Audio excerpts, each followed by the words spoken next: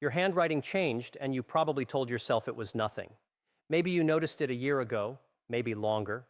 The letters that used to flow naturally now look slightly different, smaller perhaps, more cramped. The lines that used to run straight across the page now drift. The signature that you have written thousands of times without thinking now requires a moment of concentration that it never used to need. And you looked at it, maybe frowned for a second, and then put the pen down and moved on with your day, because what else would you do? It is just handwriting. Handwriting changes, people get busier, more distracted, older. That is what you told yourself. But what if that explanation, the one that felt so reasonable and so easy to accept, was wrong? What if your handwriting was not changing because of distraction or age or a different pen? What if it was changing because your brain was trying to tell you something that it has no other way of saying out loud? The connection between handwriting and brain health is one of the most fascinating and most underappreciated areas of neurological research, and it has been producing findings that are forcing the medical community to reconsider something that most people treat as completely trivial. How you write, the size of your letters, the consistency of your spacing, the pressure you apply to the page, the speed at which the words form, the smoothness or shakiness of the lines, all of these are not just stylistic choices or random variations.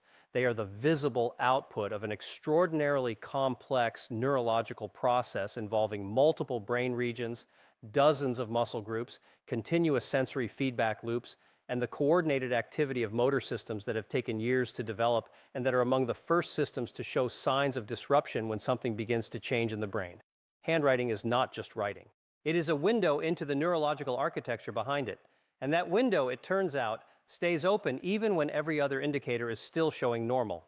Before we go through the specific handwriting changes that research has connected to early brain degeneration, I need you to hold something in mind, because there is a particular finding toward the end of this video that is going to challenge a very comfortable assumption that most people carry about cognitive decline.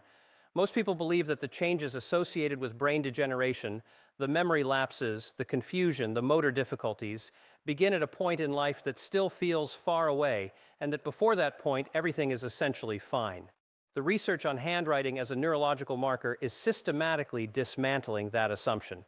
The changes visible in handwriting can precede clinical diagnosis by years, sometimes by a decade or more. That is not a frightening statistic. That is an extraordinary opportunity.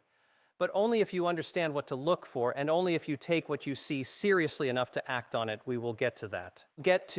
But the foundation needs to come first. Let us begin with the neuroscience of handwriting itself, because understanding what the brain is actually doing when you write makes everything that follows not just interesting, but genuinely meaningful.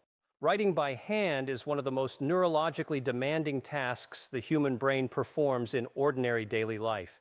It requires the simultaneous coordination of the motor cortex, which plans and executes the physical movements of the hand and fingers, the cerebellum, which regulates the timing, rhythm, and smoothness of those movements, the basal ganglia, which control the automatic, fluid quality of practiced motor sequences, the prefrontal cortex, which manages attention, intention, and the sequential planning of letter formation, the sensory cortex, which processes the continuous tactile and proprioceptive feedback from the hand on the page, and the visual cortex, which monitors the output in real time. Every single word you write is the product of all of these systems working in concert, millisecond by millisecond, in a coordinated performance so automatic that you stopped being conscious of it years ago. And because so many distinct brain regions contribute to this single output, changes in any one of those regions tend to show up in the handwriting before they show up anywhere else that is routinely monitored. The first specific handwriting change connected to early neurological deterioration is micrographia, which is the progressive shrinking of handwriting over the course of a writing session or compared to how a person wrote in the past. Most people associate micrographia specifically with Parkinson's disease, and while it is one of the most characteristic early signs of that condition, the underlying mechanism, disrupted signaling in the basal ganglia, affecting the amplitude of motor movements, can reflect a broader pattern of basal ganglia dysfunction that appears in several neurodegenerative conditions. What makes micrographia particularly significant as an early marker is that it can be detected years before other motor symptoms become obvious. The handwriting shrinks because the brain's motor system is losing the ability to maintain consistent movement amplitude, meaning the motor program that says make this letter this size is gradually becoming less reliable. The person writing does not feel the letters getting smaller. They do not experience a symptom in the conventional sense. The handwriting simply changes quietly, incrementally, in a way that feels like nothing until it is compared to what it used to look like. If you have old letters, old notes, old signatures from 5 or 10 years ago, and your handwriting today looks meaningfully smaller or more cramped, that comparison is worth taking seriously. The second handwriting change is tremor, and the distinction between different types of tremor visible in handwriting is more diagnostically significant than most people realize. A resting tremor, which shows up in handwriting as a rhythmic waviness in lines drawn at normal speed, reflects different neurological origins than an intention tremor, which becomes more pronounced as the pen approaches a specific target and shows up as increasing shakiness near the end of strokes. Resting tremor in the handwriting is associated with basal ganglia dysfunction and dopaminergic system changes. Intention tremor is more characteristic of cerebellar involvement. Essential tremor, the most common movement disorder, produces yet another pattern. What makes tremor in handwriting particularly valuable as a neurological marker is that it captures the tremor continuously across an entire writing sample, rather than in a brief moment of clinical observation, providing a more representative picture of the motor system's consistency and reliability over time. Researchers analyzing handwriting samples have been able to distinguish between different tremor types with significant accuracy using both human analysis and machine learning algorithms, identifying patterns that predict underlying neurological conditions with a reliability that has genuinely surprised the clinical community. The third change is in the pressure and consistency of pen strokes, and this is one that requires a little more attention to notice but carries significant diagnostic weight. The force with which you press a pen to paper and the consistency of that force across a writing session are regulated by sensory motor integration systems that connect tactile feedback from the fingertips to the motor commands going out to the hand muscles. When these systems begin to deteriorate, the pressure becomes irregular. Some strokes are heavier than others in ways that do not reflect intentional emphasis. The pen lifts unexpectedly or drags in places where it should glide. Lines that should be uniform in thickness vary in ways that reveal inconsistencies in the motor command signal. Digital handwriting analysis tools that can measure pen pressure at hundreds of points per second have revealed pressure irregularities in people later diagnosed with neurodegenerative conditions that were completely invisible to the naked eye but statistically significant in the data.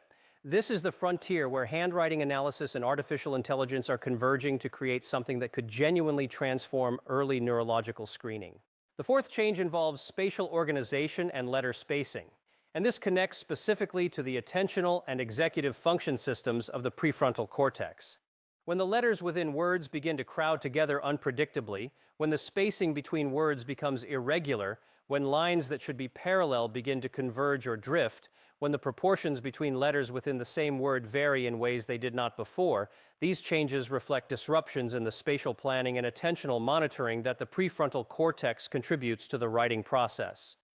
The prefrontal cortex is the region most affected by the early stages of cognitive decline associated with Alzheimer's disease, and changes in the spatial organization of handwriting have been identified in research as potential early markers of Alzheimer's-related neurological change, appearing before memory complaints reach clinical significance. The handwriting is disorganizing because the system responsible for keeping it organized is beginning to struggle, quietly, subtly, in a way that shows up on the page before it shows up in a conversation or a memory test. And now the thing I told you to hold on to, the assumption this challenges. Most people believe that if they are functioning normally, if they are working, conversing, remembering appointments, navigating daily life without obvious difficulty, then their brain must be essentially fine. The research on handwriting as an early neurological marker reveals something that is both more sobering and more empowering than that assumption. The brain has an extraordinary capacity for compensation. It reroutes, recruits alternative pathways, works around early damage in ways that preserve surface-level function while the underlying change continues to develop. A person can appear completely fine in daily life, can pass standard cognitive screening tests, and still have handwriting changes that reflect neurological processes already underway. This is not cause for despair. It is cause for attention. Because the window between when handwriting begins to change and when clinical symptoms become undeniable is the window in which intervention, lifestyle modification, medical evaluation, and protective strategies have the greatest potential to matter. The handwriting change that you dismissed as nothing may be the earliest, clearest signal you will ever receive that something deserves attention.